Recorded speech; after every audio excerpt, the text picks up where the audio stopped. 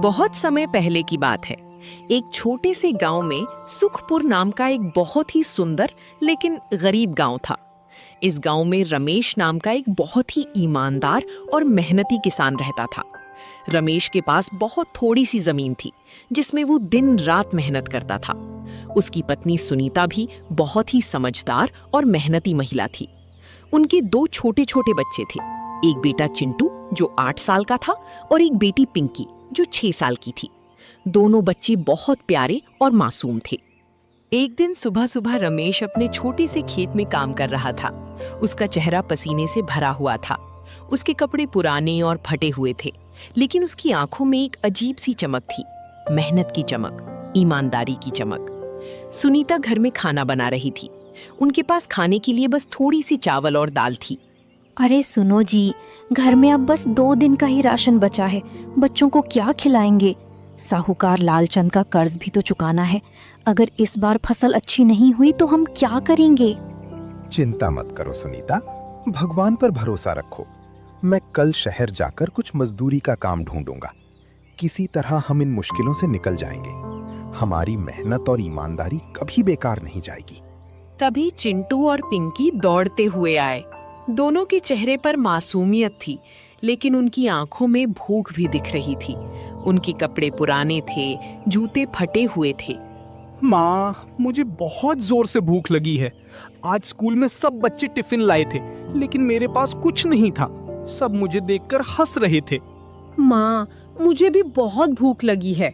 मेरी सहेली के पास तो इतने सारे खिलौने हैं, लेकिन मेरे पास एक भी खिलौना नहीं है। सुनीता की आंखों में आंसू आ गए। एक माँ के लिए अपने बच्चों को भूखा देखने से ज्यादा दर्दनाक कुछ नहीं होता। उसने अपने आंसू पोंछे और बच्चों को गले से लगा लिया। बेटा, बस थोड़ी दिन और। तुम्हारे पापा बहुत मेहनत कर रहे हैं, जल्द ही सब ठीक हो जाएगा। अभी मैं तुम्हारे लिए खाना लगाती हूँ। शाम को जब रमेश घर आया तो वो बहुत थका हुआ और दुखी लग रहा था। उसने पूरे दिन खेत में कड़ी मेहनत की थी, लेकिन फिर भी उसकी फसल अच्छी नहीं हो रही थी। साहूकार लालचंद का कर्ज भी सिर पर था। सुनीता, मैं नहीं जानता अब क्या करूं। फसल सूख रही है, पानी नहीं है। साहूकार लालचंद कल आने वाला है अपना कर्ज मांगने।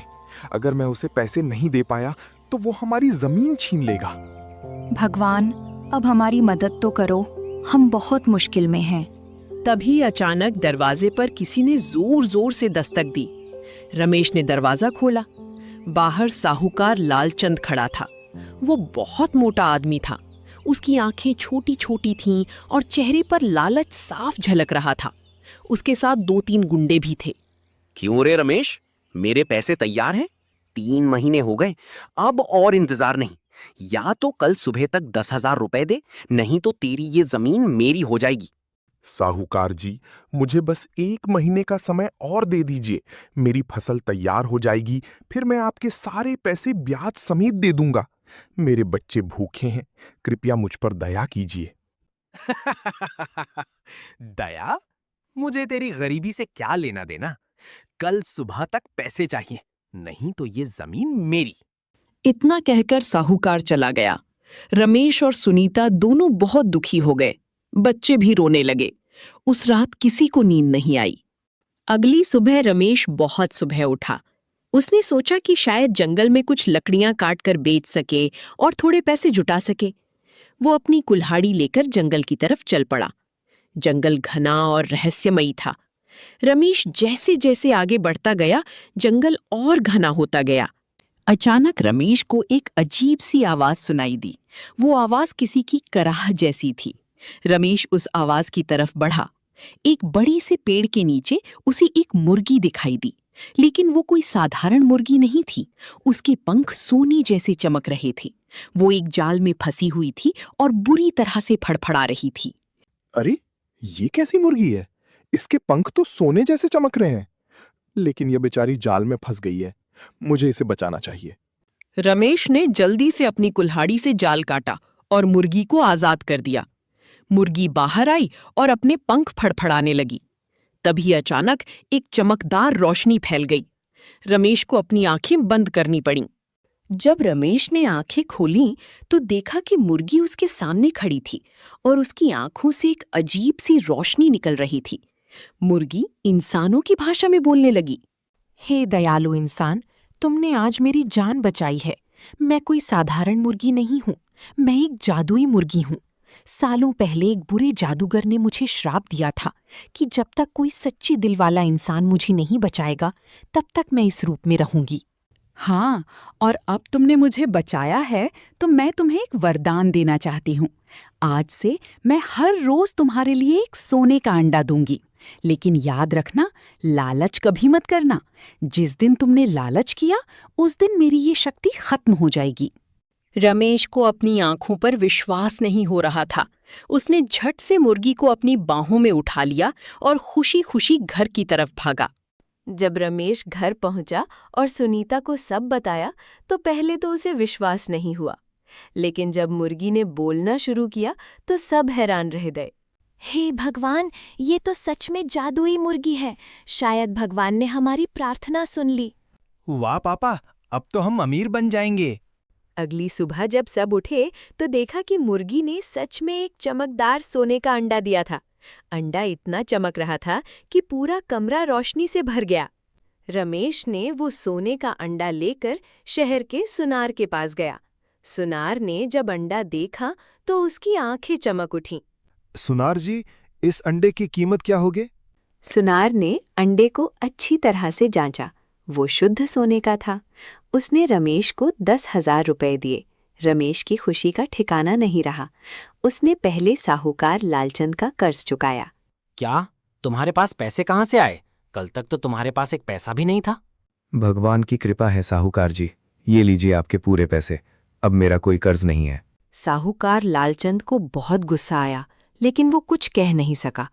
उसे शक हुआ कि रमेश के पास अचानक इतने पैसे कहाँ से आए। वो मन ही मन रमेश पर नजर रखने का फैसला किया। अगले कुछ दिनों में रमेश की किस्मत बदल गई। मुर्गी रोज एक सोने का अंडा देती। रमेश उसे बेचकर पैसे कमाने लगा। उसने अपने घर की मरम्मत करवाई, बच्चों को नए कपड़े और जूते दिलवाए, सुनीता को नए गहने दिए। लेकिन रमेश कभी भी ज्यादा खर्च नहीं करता था। वो मेहनत और ईमानदारी से जीता था। बहुत समय पहले की बात है। एक छोटे से गांव में, जिसका नाम था धूलपुर, एक गरीब किसान रहता था। उसका नाम था रामदीन। गांव के बाहर जहां घना जंगल शुरू होता था, वहीं उसकी छोटी सी झोपड़ी थी। सूरज अभी निकल ही रहा था कि रामदीन अपने खेत की तरफ चल पड़ा। आज फिर खेत में मेहनत करनी होगी। भगवान करे इस बार फसल अच्छी हो जाए, बच्चों को 2 वक्त की रोटी तो नसीब हो। रामदीन की पत्नी लक्ष्मी झोपड़ी के बाहर चूल्हा जला रही थी।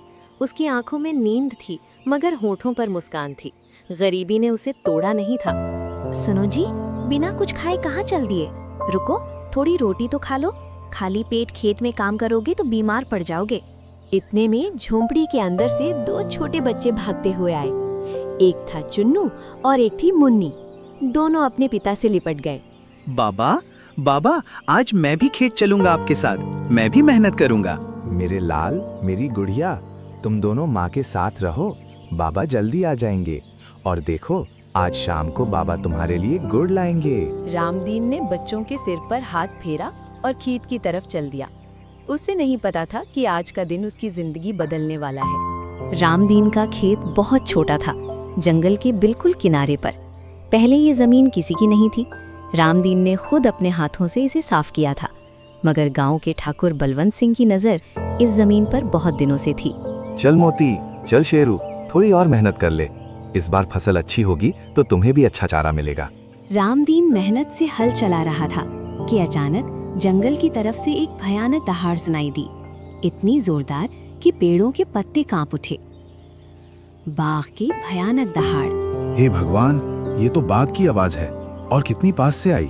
रामदीन के बैल डर से कांपने लगे। उन्होंने हल छोड़ दिया और भागने लगे। रामदीन ने बड़ी मुश्किल से उन्हें संभाला। रुको रुको मोती, शेरू, डरो मत। दहाड़ फिर सुनाई दी, इस बार और भी पास से। रामदीन ने जंगल की तरफ देखा। झाड़ियों में कुछ हिल रहा था। 2 बड़ी बड़ी चमकती आंखें दिखाई दी। हे भगवान, बचा लो। मगर वो बाघ हमला नहीं किया, वो बस खड़ा रहा। उसकी आंखों में रामदीन ने कुछ अजीब देखा। वो क्रूरता नहीं थी, वो कुछ और था, शायद दर्द, शायद अकेलापन। हे भगवान, बचा लो।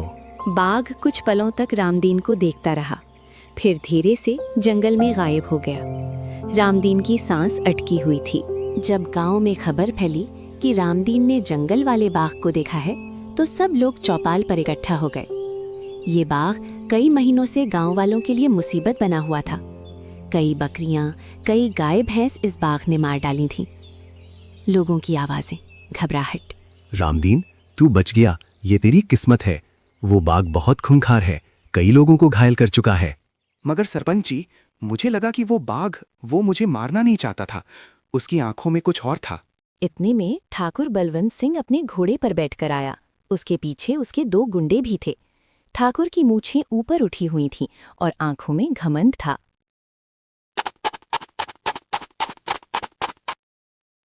क्या हो रहा है यहाँ? फिर से उस बाघ की बात? हाँ ठाकुर साहब, रामदीन ने आज सुबह बाघ देखा खेत के पास। अच्छा, तो वो बाघ अब तेरे खेत तक आ गया। रामदीन, तू उस जमीन को छोड़ दे, वो जगह खतरनाक है। ठाकुर साहब, वो जमीन मेरे बच्चों के पेट भरती है, मैं उसे कैसे छोड़ दूं? तेरी मर्जी, मगर याद रख, अगर वो बाघ तुझे खा गया तो मैं तेरी बीवी और बच्चों को सड़क पर फेंक दूंगा, समझा? ठाकुर की बात सुनकर गांव वाले डर गए। कोई कुछ नहीं बोला। रामदीन के दिल में गुस्सा उबल रहा था, मगर वो चुप रहा।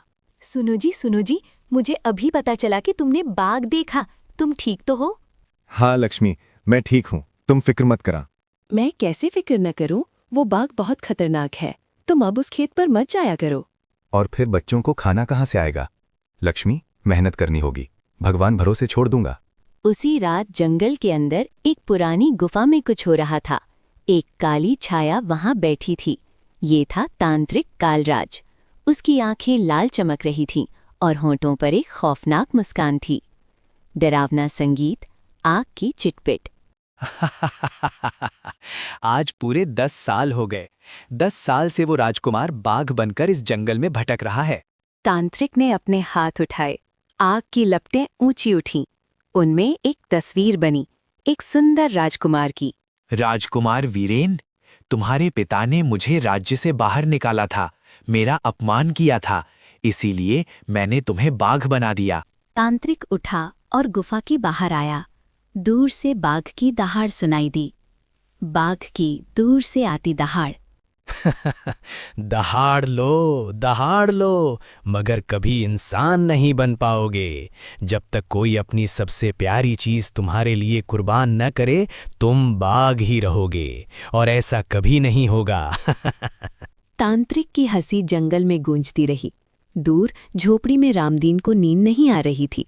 उसे वो बाघ की आंखें याद आ रही थी। उनमें कितना दर्द था। सुनो जी, आज मत जाओ, कल वो बाघ। लक्ष्मी, डरने से काम नहीं चलेगा, मुझ पर भरोसा रखो। रामदीन ने अपना फावड़ा उठाया और खेत की तरफ चल दिया। उसे नहीं पता था कि आज उसकी जिंदगी का सबसे बड़ा रहस्य उसके सामने आने वाला है। कदमों की आवाज, पक्षियों की चहचहाहट। रामदीन खेत पर बैठा। आज कुछ अलग था। हवा में एक अजीब सी गंध थी, खून की गंध। रामदीन ने इधर उधर देखा और फिर उसकी नजर पड़ी जंगल की तरफ। ये गंध, ये खून की गंध है, कहीं कुछ हुआ है। रामदीन धीरे धीरे जंगल की तरफ गया, झाड़ियों को हटाया, और जो उसने देखा वो देखकर वो चौंक गया। हे भगवान, ये तो वही बाघ है, और ये तो घायल है। वो बाघ वहां जमीन पर पड़ा था। मुझे क्या करना चाहिए?